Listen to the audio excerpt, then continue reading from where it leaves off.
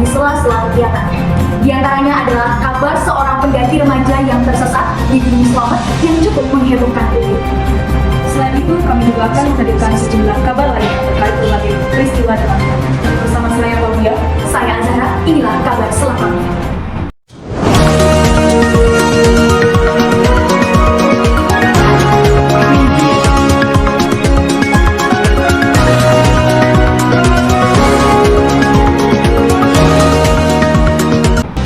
Naomi Daviola Steani, seorang pelajar SMKN 3 Kota Semarang yang berusia 17 tahun, menghebohkan publik setelah tersesat. Selama 2 hari di Gunung Slamet, Jawa Tengah, siswi SMK yang akrab disapa Vio menceritakan pengalamannya saat tersesat hingga akhirnya berhasil ditemukan oleh tim SAR gabungan. Dalam video yang diunggah di TikTok @FelixOutdoorRentals pada Kamis 10 Oktober 2024, terlihat Naomi menangis saat bertemu dengan tim SAR yang mencarinya selama beberapa hari. Ketutup semua gitu ya? Iya, ketutup bukan kayak gini. Naomi menceritakan bahwa selama tersesat, ia minum sumber mata air untuk melepas dahaga dan memakan 6 potong roti sobek yang dibawanya. Naomi mengaku sempat meminta tolong dengan berteriak, namun di pos 7 hanya terdengar samar-samar oleh pendaki lainnya.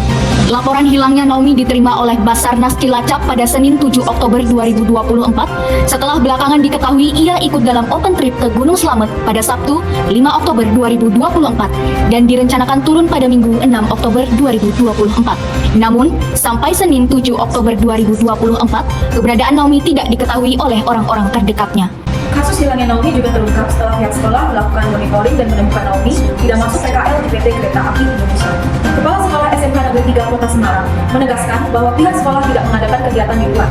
Diketahui Naomi tidak meminta izin kepada orang tuanya saat hendak mendaki Gunung Slamet. Dia juga mengaku bahwa saat itu ia beralasan ikut kegiatan pramuka. Naomi diketahui mengikuti open trip yang melibatkan 40 pendaki. Mereka berangkat dari pos pendakian Bambangan pada Sabtu 5 Oktober 2024 pukul 23 waktu Indonesia Barat dan dijadwalkan untuk kembali pada Minggu 6 Oktober 2024 pukul 21 waktu Indonesia Barat. Namun Naomi tak kunjung kembali bersama rombongannya. Baru pada Senin 7 Oktober 2024, ketua rombongan melaporkan kejadian tersebut ke pos pendakian. Setelah dicari oleh tim SAR gabungan, akhirnya Naomi ditemukan di pos 7 dalam keadaan lemas.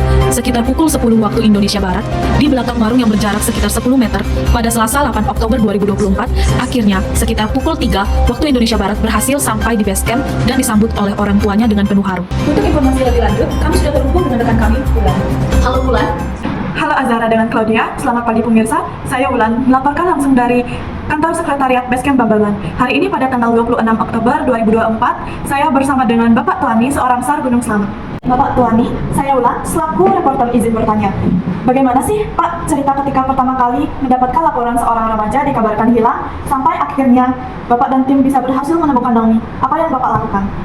Pertama dapat laporan itu dari pihak Basecamp sekitar 1:30. Ya, terus itu melakukan kajian-kajian untuk insiden tersebut. Mengumpulkan anggota ada 9. Berangkatnya sore jam 4, kita sampai di pos 5 itu malam. Kita bermalam, kita istirahat total 1 malam. Terus kita subuhan pagi, di subuhan sarapan, terus kita briefing, bikin settingan untuk sisir hutan. Ada suara, entah tahu arahnya di mana, langsung terjun nggak terasa. Pokoknya kejar suara tersebut. Arahnya di mana? Akhirnya di detik 10 lebih lah. Itu langsung ketemu di TKP. Terima kasih Bapak Tuani sudah sharing ilmu untuk pemirsa di rumah. Sekian, saya kembalikan ke studio. Terima kasih Bulan. Sekarang kita beralih. Di sini kami sudah terhubung dengan rekan kami Gita. Halo Gita.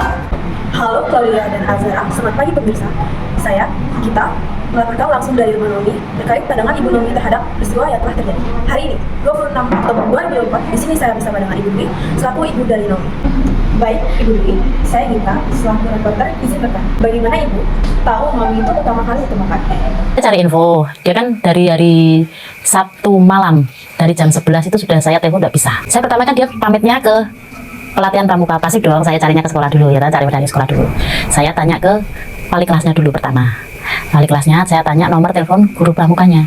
Guru pramukanya saya tanya, ada kegiatan enggak? Tidak ada. Maaf Ibu, apakah Ibu pernah pikir Naomi tidak akan pernah kembali? Saya tidak pikir gitu. Tapi hati saya itu pasti anakku ketemu. Kan beda chemistry-nya toh.